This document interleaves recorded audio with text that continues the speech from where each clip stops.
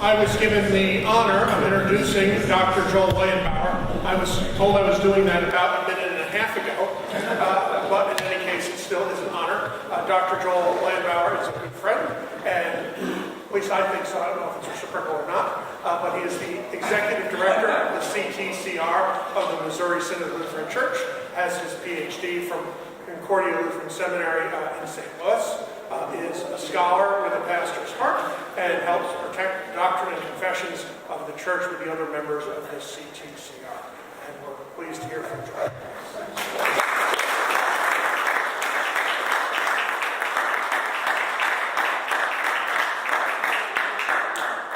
John says he's a good friend of mine from his side, but he told me just before I walked up here that I've already hopelessly capitulated to culture by introducing a PowerPoint in the chapel. The Lord be with you. And also with you. This is a horrible way to begin any presentation, but especially a presentation right after lunch. But I'm serious about this. Does anybody have a watch? I lost my watch, and I just... it's out of love for you, actually. Just set this right here. Somewhat surprisingly, this is my first visit ever to the fair campus of Concordia St. Catherine's. It is a delight and a pleasure to be here and to be here with you all, despite the rather sobering nature of the topic that we are considering this morning. You can see that I'm dressed all in black today, as many of you are. That is not only out of recognition for the topic, but also because I am a somewhat obsessive fan of the St. Louis Cardinals. The baseball team, for those of you who may not know.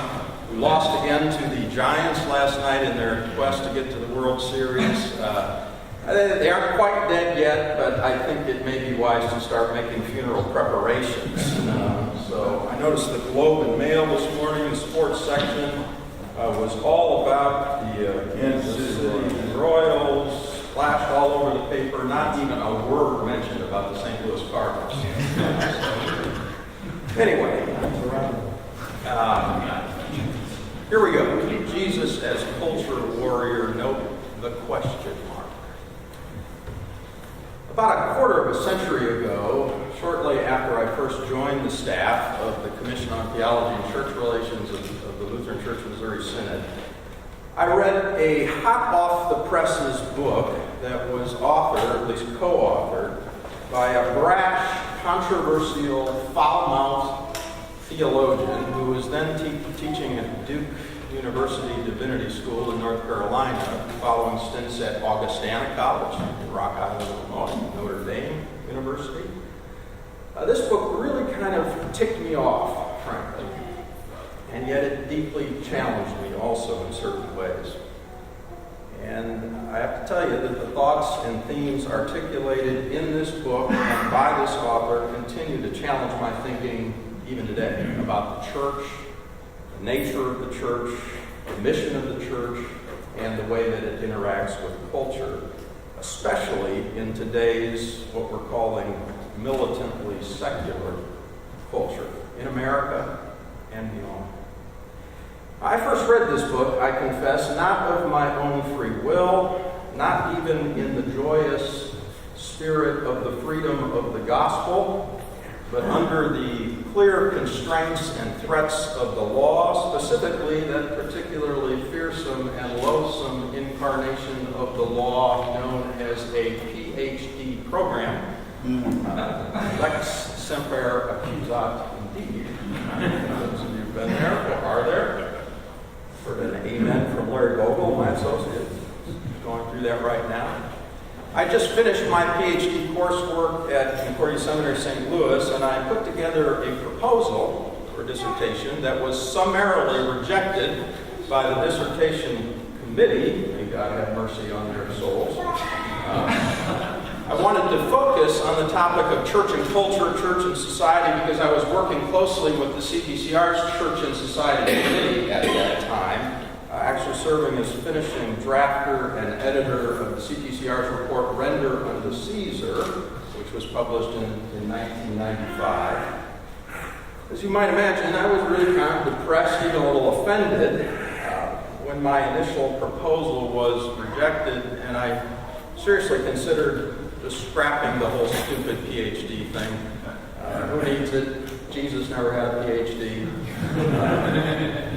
Richard John Newhouse, no slouch of a theologian and keen observer of all things church and culture, also one of the most famous or infamous graduates of Concordia Seminary, St. Louis, once quipped that the only kind of doctorate that was really worth anything was an honorary doctorate, because any egghead could earn one if they had enough time and money and nothing better to do with their time and money. And never did that statement seem more profound to me in the days following the rejection of my proposal.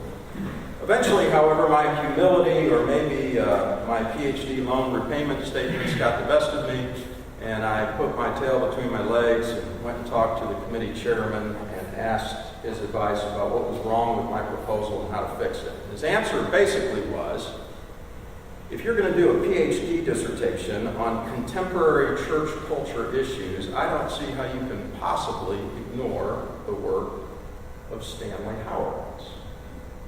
My response was brief and not very profound. I said, who? Fortunately, I think he thought I was kidding, which gave me a moment to gather my thoughts and modify my response in a somewhat disingenuous way.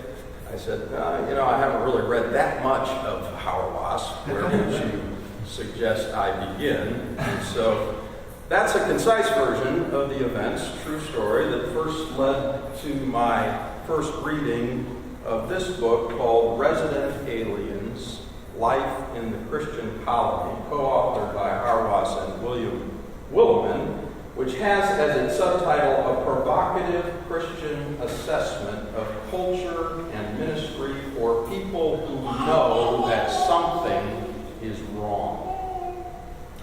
I've recommended this book to a lot of people over the years, and frankly, not everyone has found it to be as helpful and insightful as I have. Many others who are much, much smarter than I am have also read this book and have found it not only unhelpful, but downright wrong-headed, even dangerous, to the great delight of its author, who, as you may know, relishes playing the role of theological provocateur.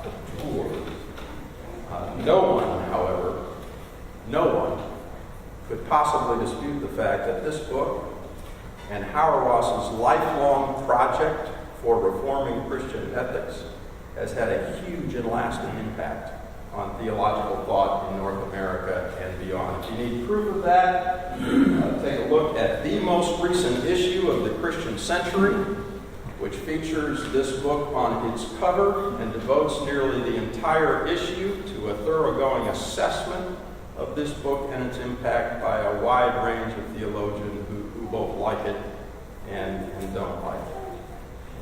Now, the presentation that follows with the PowerPoint is clearly shaped by, even inspired by, resident aliens in the work of Hauerwas, but for his sake, and my sake, and your sake, I do need to begin with a few caveats. So here they are. Number one. Although I'm personally convinced that Hauerwas has some critically important and extremely relevant insights into the nature of the church and its relationship to today's culture, I certainly don't agree with everything that he has said and written and continues to say and write. My dissertation was a strong critique of his views on radical pacifism and nonviolence, which he views, I think, as basically the article on which the church stands or falls, and the disagreements don't end there, nonetheless. Number two, although I am rather proud, probably even sinfully proud, of some of the personal correspondence in my files from Stanley Hauerwas, in which he says, at least to me, that the first part of my dissertation is one of the best summaries he's ever seen of his views on the church as the peaceable kingdom. So at least I feel like from the author himself, I've kind of gotten him right. I'm positive that he would not agree with everything, maybe not even most of what I've done here in terms of applying and interpreting his views to the issue of culture today. So don't blame him for my spin on Jesus as culture warrior question mark. Caveat number 3, although this rather non-academic presentation is shaped by the work of Hauerwas, this is by no means an attempt to summarize his theology as a whole. And in this context, I'd like to quote the response of Hauerwas and Williman to some of their critics in that most recent issue of Christian Century. They say, quote, "To those who take offense that we spoke of the church's vocation in terms of being aliens and a colony, we simply say that this was Paul's terminology before it was ours."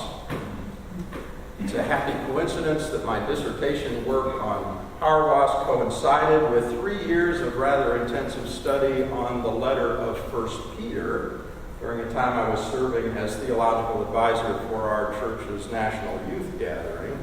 And as that letter makes clear, this is not only Paul's terminology and imagery, it's Peter's, it's the New Testaments, it's the Bibles, it's in the Old Testament. My devotional psalm yesterday was Psalm 119, where David says, "Lord, I am a sojourner here on earth." It's the Holy Spirit's terminology and imagery for the church. And if we fail to take it seriously, I'm afraid we do so at our own loss and risk and peril.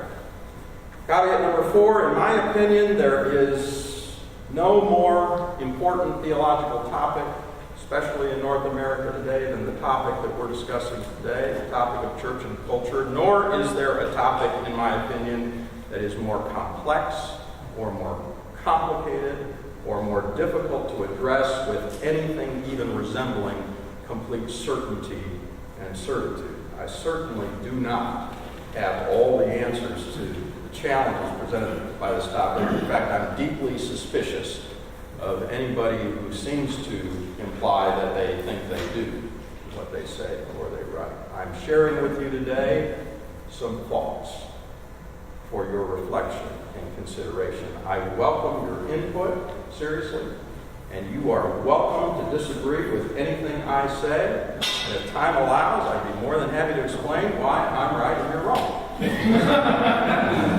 Caveat number 5.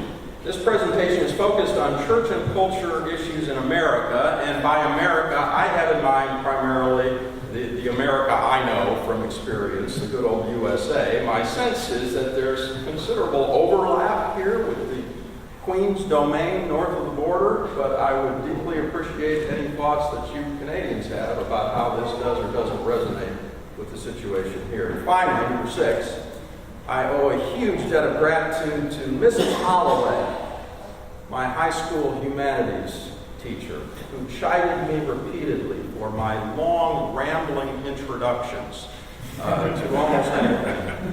Followed, to add insult to injury, followed by my deep apologies for my inability to be concise enough to squeeze all of my brilliant insights into the paper limit or time limit that she assigned. So, with deep apologies to Mrs. Holloway, sainted Mrs. Holloway, I have to tell you that there's no way I can squeeze all of my brilliant insights into the space and time allotted me here this afternoon. So we're going to have to rip through some of these slides. We're even going to skip some of them. If you're frustrated by that, don't blame me. Certainly don't blame Mrs. Holloway. Blame the conference organizer, Dr. Stevenson. Okay, here we go, folks. Strap in, see where we go. Jesus is culture war. It's a tease. Fox News, blah, blah, blah. Note the question mark. A cross-shaped strategy. We'll talk about that for being the church, God's peculiar people in a post-church or whatever you want to call it, culture. And if there's a theme verse, it's this one. And for the sake of a little audience participation, this is King James Version, of course, but let's read it together, can we? But ye are a chosen generation, a royal priesthood, a holy nation, a peculiar people, that ye should show forth the praises of him who called you out of darkness into his marvelous light. I don't have to spend much time on this because the other presenters have, I think, and will do it. This is the mess we're in, right? End of Christian America, also about the death of Christian Britain, the death of Protestant America by Joseph Bottom. We show all kinds of surveys that would nail all this down. But I do want to read, if you haven't seen it, it's a little dated now, but a few portions of this article in the Christian Science Monitor called The Coming Evangelical Collapse by Michael Spencer, who used to go under the moniker of the Internet Monk, did a lot of blogging under that moniker. He died of cancer not long after he wrote this article in the Christian Science Monitor, and it's a bit overstated. It's a little alarmist. It's sort of meant to be that way, but just let me read a couple paragraphs of what he says. We are on the verge, within 10 years, of a major collapse of evangelical Christianity. This breakdown will follow the deterioration of the mainline Protestant world, and it will fundamentally alter the religious and cultural environment in the West. Within 2 generations, evangelicalism, and he's kind of an evangelical, will be a house deserted of half its occupants. In the Protestant 20th century, evangelicals flourished, but they will soon be living in a very secular and religiously antagonistic 21st century. This collapse will herald the arrival of an anti-Christian chapter of the post-Christian West. Intolerance of Christianity will rise to levels many of us have not believed possible in our lifetimes, and public policy will become hostile toward evangelical Christianity, seeing it as the opponent of the common good. Millions of evangelicals will quit, thousands of ministries will end, Christian media will be reduced, if not eliminated, many Christian schools will go into rapid decline. I'm convinced, he says, that the grace and mission of God will reach to the ends of the earth, but the end of evangelicalism as we know it is close. Why? He gives 7 reasons why. I won't read them all, but I'll read a couple. Number 1, evangelicals have identified their movement with the culture war and with political conservatism. This will prove to be a very costly mistake. Evangelicals will increasingly be seen as a threat to cultural progress. Public leaders will consider us bad for America, bad for education, bad for children, and bad for society. Number 2, we evangelicals have failed to pass on to our young people an orthodox form of faith that can take root and survive the secular onslaught. Ironically, the billions of dollars we spend on youth ministers, Christian music, publishing, and media has produced a culture of young people who know next to nothing about their own faith except how they feel about it. Number 3, there are 3 kinds of evangelical churches today: consumer-driven megachurches, dime churches, and new churches whose future is fragile. Denominations will shrink, even vanish. Fewer and fewer evangelical churches will survive and thrive. Reason number 7 is short. The money, he says, will dry up. He goes on to say this: evangelicalism needs a rescue mission from the world Christian community. It's time for missionaries to come to America from Asia and Africa. Will they come? Will they be able to bring to our culture a more vital form of Christianity? Finally, he says the loss of their political clout may impel many evangelicals to reconsider the wisdom of trying to create a godly society. That doesn't mean they'll focus solely on saving souls, but the increasing concern will be on how to keep secularism out of the church, not to stop it altogether. The integrity of the church as a countercultural movement with a message of empire subversion will increasingly replace a message of cultural and political entitlement. Yet he says, despite all of these challenges, it is impossible not to be hopeful. As one commentator has already said, Christianity loves a crumbling empire. Bad news. Any good news? This is a bit of a tease too. 2 years ago, I was in Michigan. I was giving some version of this presentation. While I was there, an article came to me by email, a 2012 Ohio State University study that talked about explosive growth taking place in one specific religious group in America. New community sprouting every 3 to 5 weeks. Population doubling every 21 years. Guesses?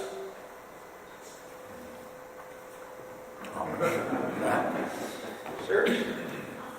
The Amish population has risen 20% since 2008, doubling their membership every 20 years, quadruple their population by 2050. They don't proselytize. Let's stop doing that. That doesn't work, right? Growth comes from procreation, nurture, catechesis, community stability, solidity. Now, most people guess Mormonism, Islam, they're growing even faster. You can see the stats. But it is interesting. Now, I'm not necessarily suggesting anything here, but it is kind of an interesting segue into a book about being aliens and strangers, right? A culture within a culture. So here we are. Let me just read a couple of paragraphs from the preface to Howard Ross's book. How many of you have read President Aliens at this period? Not very many. Okay, listen. He says, the Jews in dispersion were well acquainted. The Jews in dispersion were well acquainted with what it meant to live as strangers in a strange land. Aliens trying to stake out a living on someone else's turf. Jewish Christians had already learned in their day-to-day life in the synagogue how important it was for resident aliens to gather, to name the name, to tell the story, to sing Zion songs in a land that didn't know Zion's God. A colony is a beachhead, an outpost, an island of one culture in the middle of another, a place where the values of home are reiterated and passed on to the young, a place where the distinctive language, we're losing our language, aren't we? And lifestyle of resident aliens are lovingly nurtured and reinforced. We believe, he says, that the designations of the church as a colony and Christians as resident aliens are not too strong for the modern American church. This was over 25 years ago that he wrote this book. Indeed, we believe it to be the nature of the church, at any time, in any situation, to be a colony. Perhaps it sounds a bit overly dramatic to describe the actual churches you know as colonies in the midst of an alien culture, but we believe that things have changed for the church residing in America, and that faithfulness to Christ demands that we either change or else go the way of all compromised forms of the Christian faith. Now, you could use lots of books of the Bible to kind of try to illustrate what Howard Ross is saying in his book. I'm focusing on 1 Peter for the reasons I explained, and I'm also getting a little help from 1 John, which I've done a lot of work in lately too. And this is my stuff, my thoughts, but here they are. First, John. It's really struck me recently reading John that, first of all, in John, Christian truth is a matter of either or, right? You see this all through the book. It's shocking, really. You know, he who has the Son has life. He who doesn't have the Son doesn't have life. You know, we're going to use this for a youth gathering a while back, and they said, no, that's going to be too offensive for young people. You know. But according to John, Christian truth is also a matter of both and, isn't it? You know, if anybody sins, don't sin.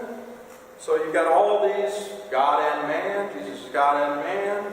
The creation is the realm of who? The devil, John says, and it's also still God's creation. And so this either or both and in John got me thinking about a book I read years ago by an LCMS pastor named Peter Karowski, who says that the genius of Lutheran theology is its avoidance of not attention deficit disorder, but tension deficit disorder, where you've got to keep the either or distinguished from the both and. I kind of have been thinking about this a lot over the years, and I think every heresy is in some ways can be described as taking an either or thing and putting it in the both and category, or taking a both and thing and putting it in the either or category. Think about that. So I came up with this thing for church and culture. It's just my thing. I believe that in a militantly secular culture, our natural tendency as a church is to want to live over there on the culture critical side, and up there, the culture transcendent side. Think about how all these things really transcend culture. I just think that kind of obvious. But I believe what Scripture calls us to is this more balanced way of living as church.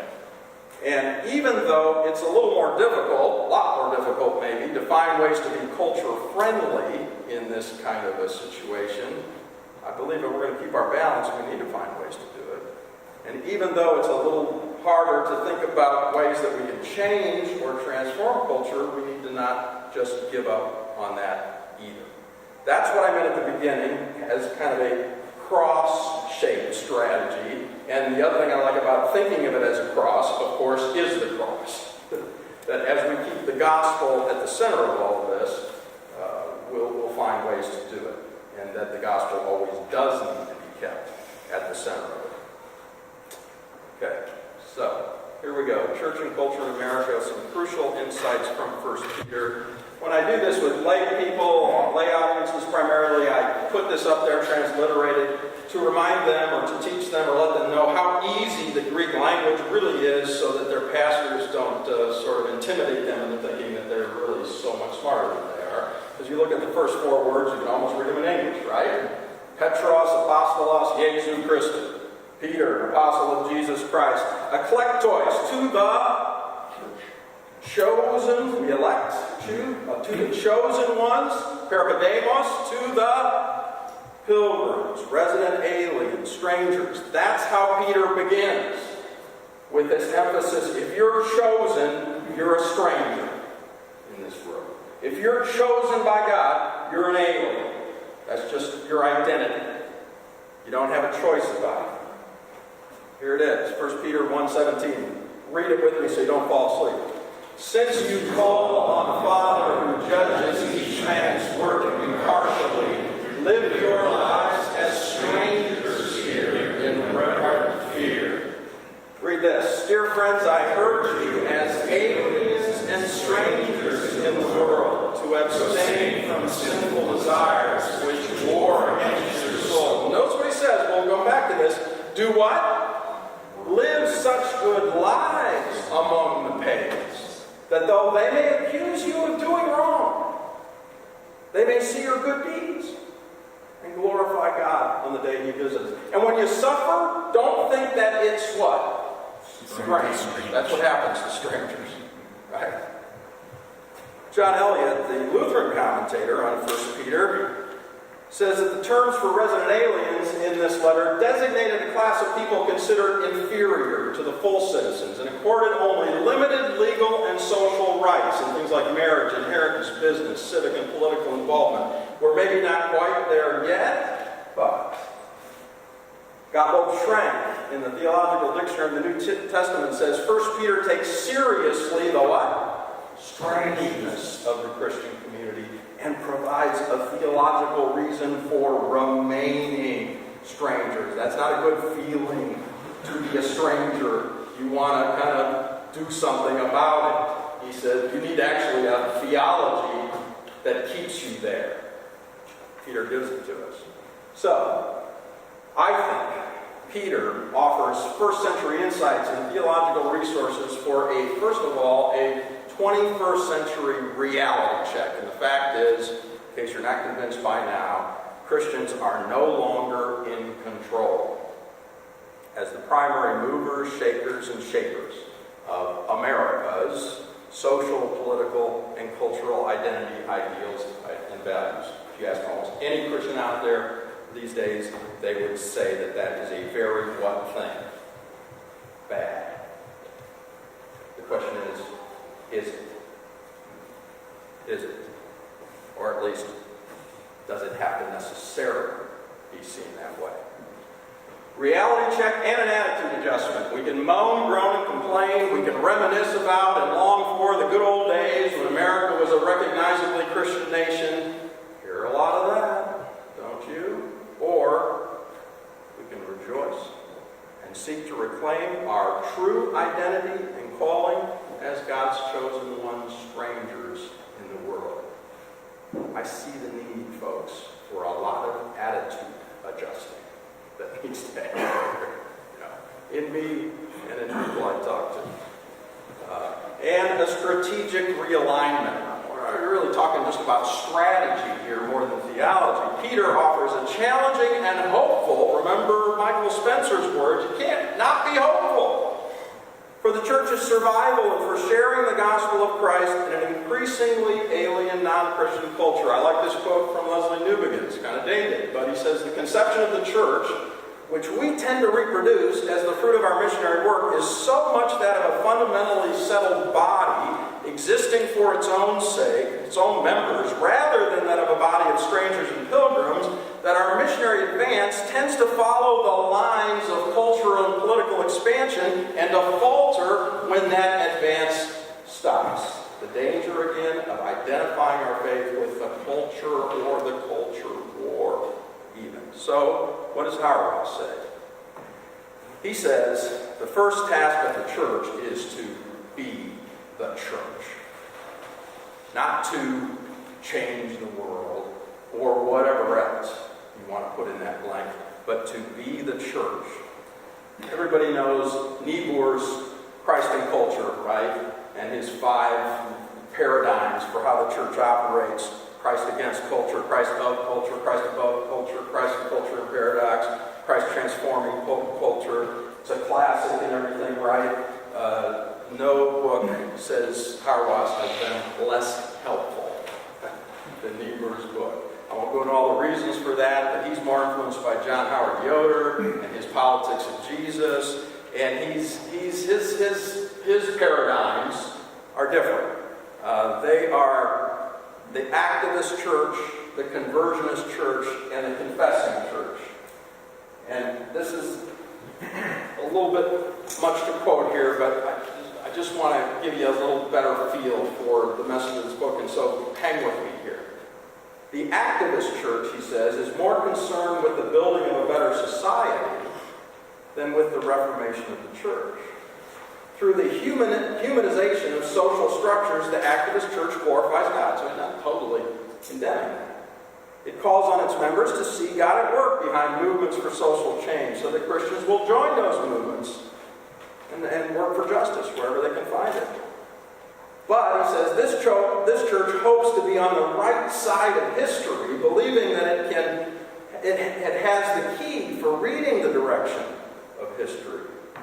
But it lacks the theological insight to judge history, he says.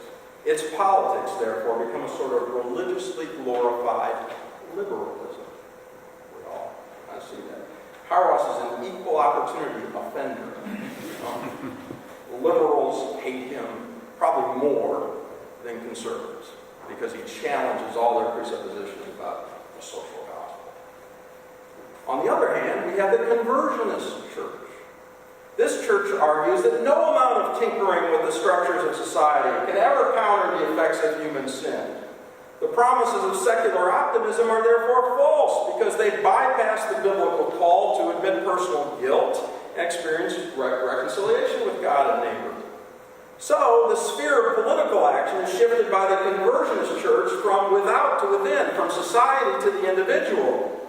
And because of that, this church has no alternative social ethic or social structure to offer the world. And so it ends up degenerating, he says, into a religiously glorified conservatism. What's the alternative? The alternative, he says, is what he calls the confessing church. It's not a synthesis. It's not a middle ground. It rejects both the individualism of the conversionists and the secularism of the activists, and finds its main political task to lie not in the personal transformation of individual hearts or the modification of society, but in the congregation's determination to worship Christ above all things.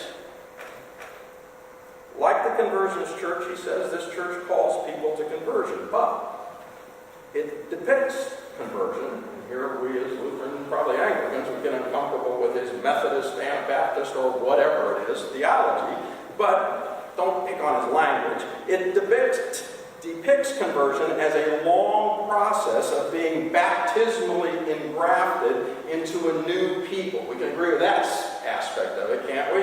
An alternative polis, a countercultural social structure called church. It seeks to influence, listen to this, it seeks to influence the world by being the church. Something the world can never be and is not. The confessing church seeks the visible church, a place clearly visible to the world, in which people are actually faithful to their promises, actually love their enemies, actually tell the truth, actually honor the poor, suffer for righteousness, and thereby testify to the amazing community-creating power of God. The confessing church has no interest in withdrawing from the world. People accuse Hauerwas of that. You're just a theological Amish person. He says, not at all. It's exactly the opposite of what I'm saying, he says. But it's not surprised when its witness evokes hostility from the world. The confessing church moves from the activist church's acceptance of the culture with a few qualifications to rejection of culture with few exceptions.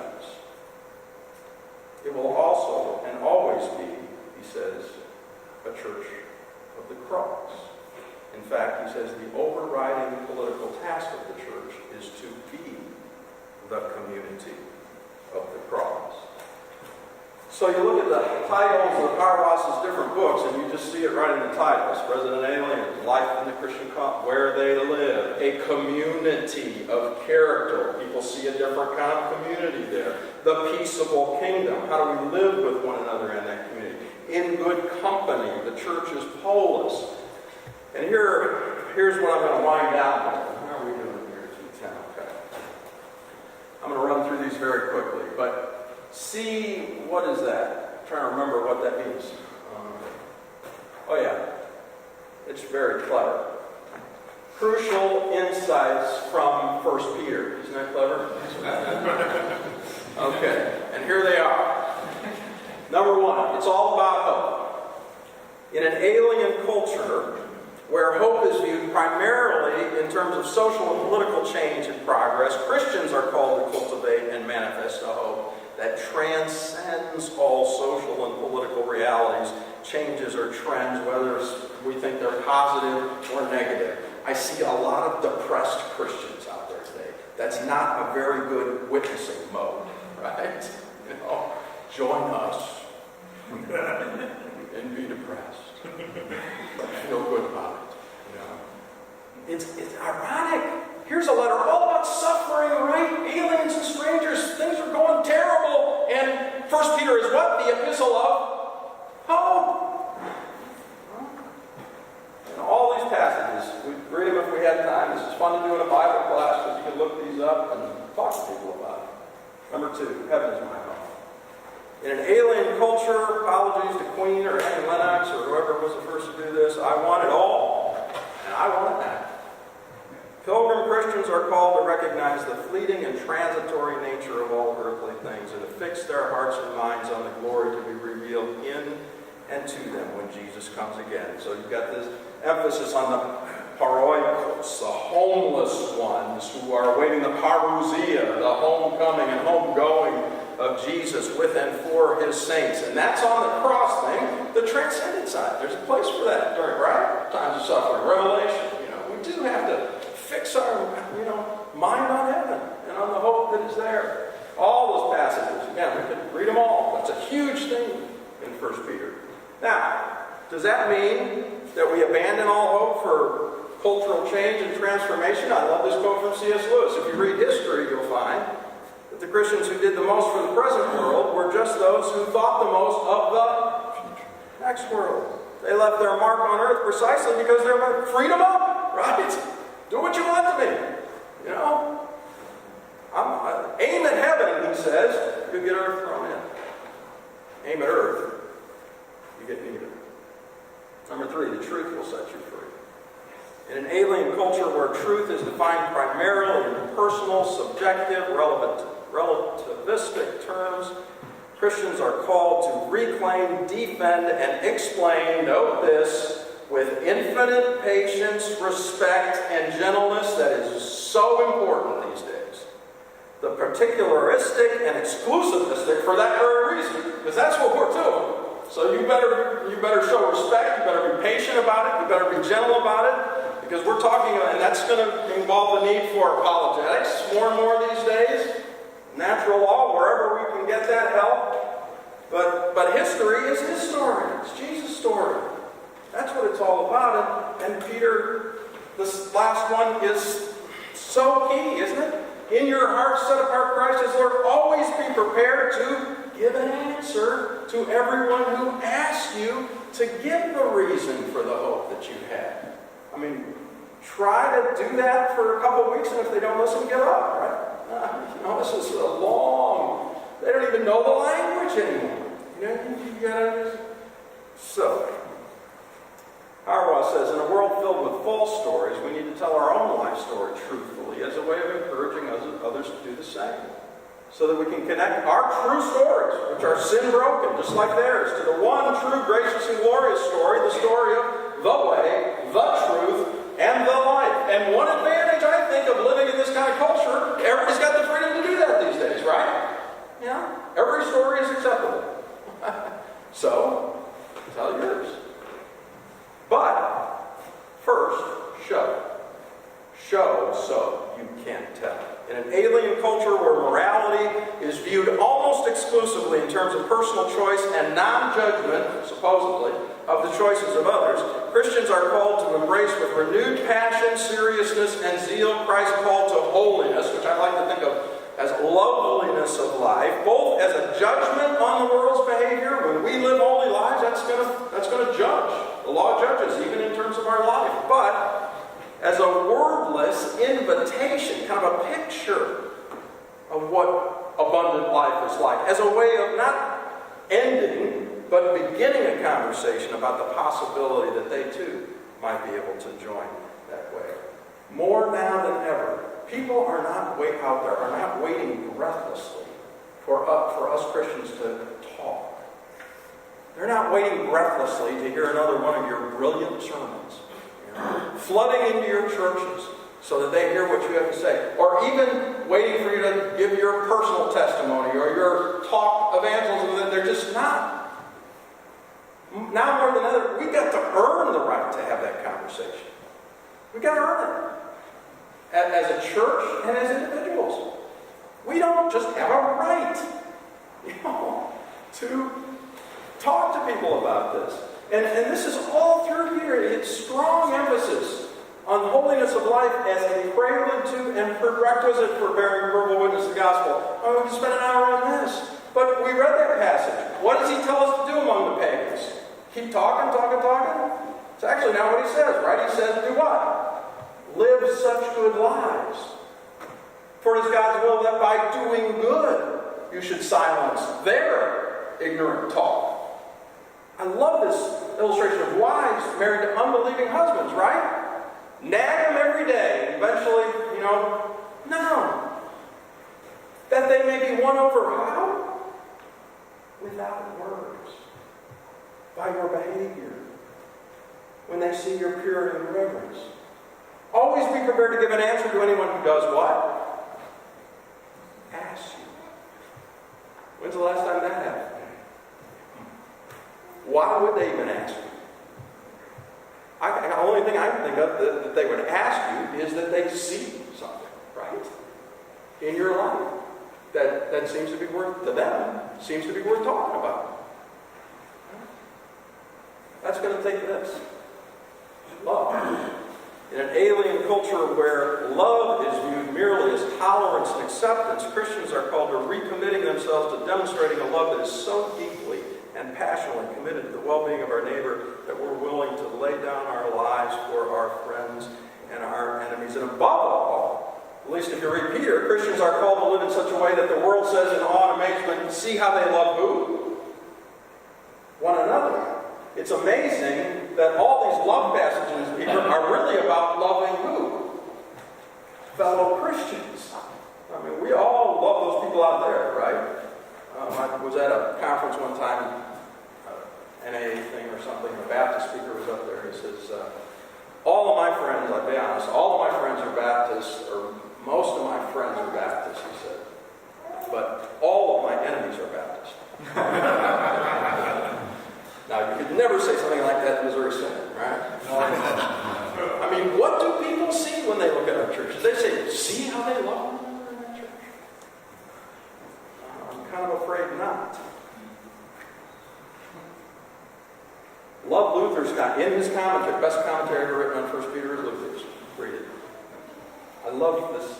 If you want to be certain that you're doing a precious and God-pleasing work, then have sympathy, be tender-hearted, be kind. Then you can know.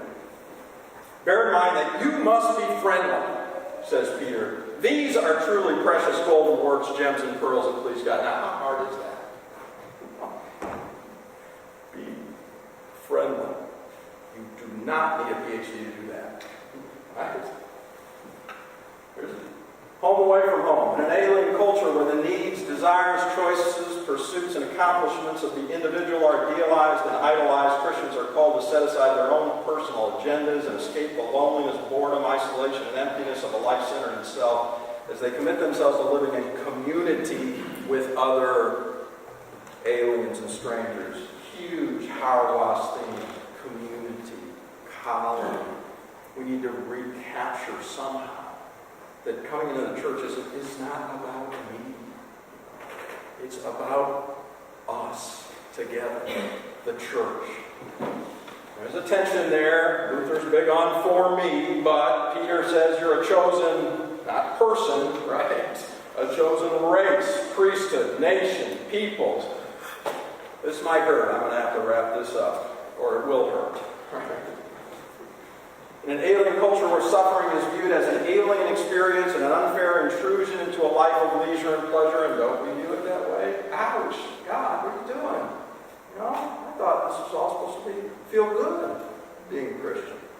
Christians are called to buck up, quite frankly, and to be ready to endure patiently, willingly, even joyfully the suffering that will inevitably be experienced by those who, like Christ, seek mercilessly, that's how the law is, merciless, and mercifully, that's how the gospel is, to expose, challenge, and criticize the world's values, attitudes, behaviors, and ideals. Sometimes I think we should strike this question from our confirmation rite for a 12-year-old or however old to say, do you intend to continue steadfast in this confession in church and to suffer all, even death, rather than fall away from it? Oh yeah, sure, I'll do that. Right. But I am encouraged by, since I do a lot of work with the National Youth Gathering, studies like Christian Smith's recent studies on young people and the young people I meet in our church that are part of this planning thing, they say to me, we want something. We want something that's worth dying for. We're tired of all this tripe. You know, get that anywhere. We don't want that in the church. Give me something to die for and to live for. I think they're ready for it. So let's not take the question out. Let's just emphasize it. And the day is coming, right?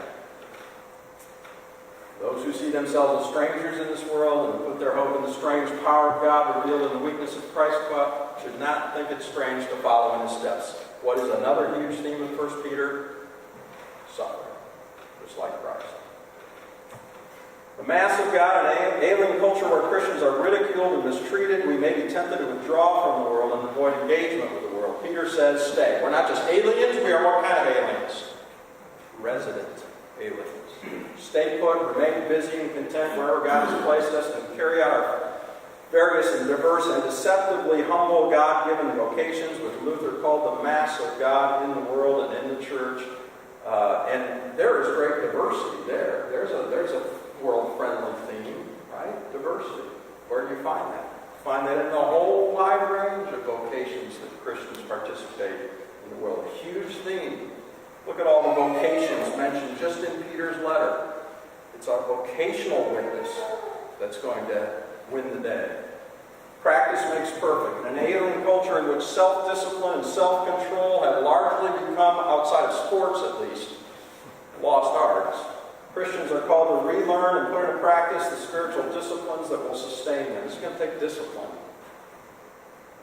In times of suffering, uncertainty, and cultural upheaval, even obedient submission to human authority is going to take discipline. You read the New Testament, they did it, right? Pray for kings.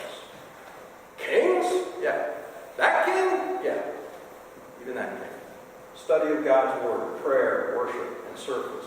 And service. That's a huge power wash thing, practicing the disciplines that associate us with Christ and Christianity. So you see all of that stuff if we had time. And finally, Amazing Grace, because maybe this sounds to some like, wow, this is really a lot of law. It doesn't sound like that to me. But in an alien culture, which like every non-Christian culture, secular or religious, views spirituality in terms of human striving to get closer to God or to become like God, Christians are called to put their trust in and devote their lives to the God of all grace who came down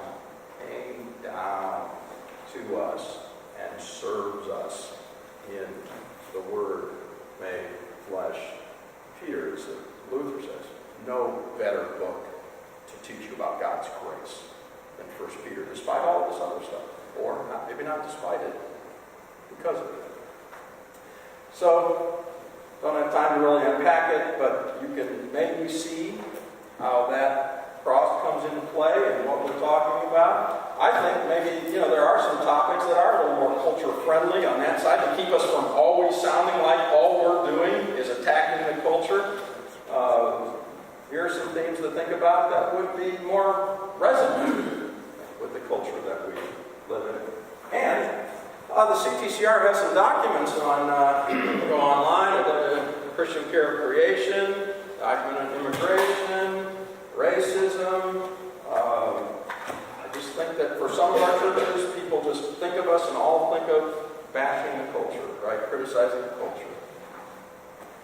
And if I can find it, let me just read you one more.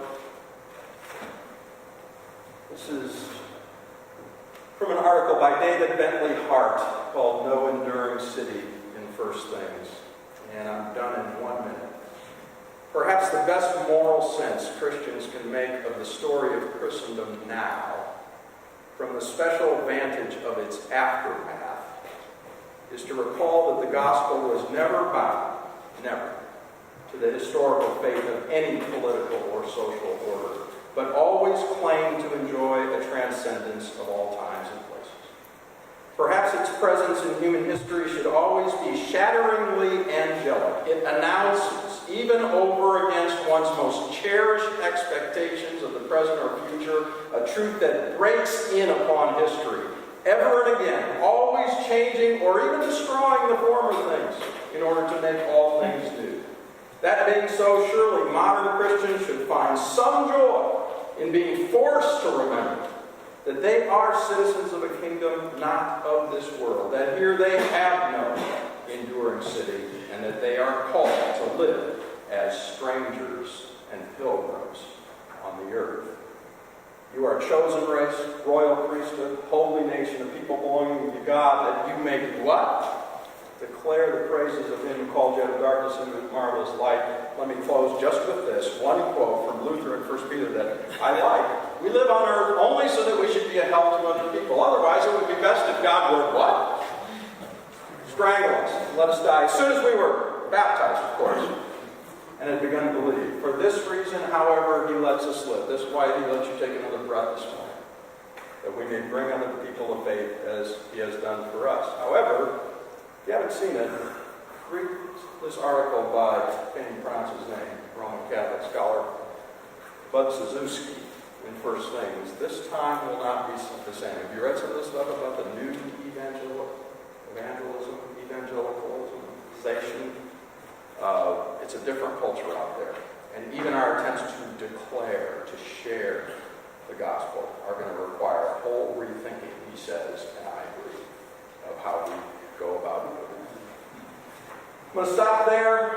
I'm maybe a little over time. We'll move things on, and I'll slip out of the building before the Q&A so that I don't get hit with Robert Cruz. So, thank you very much.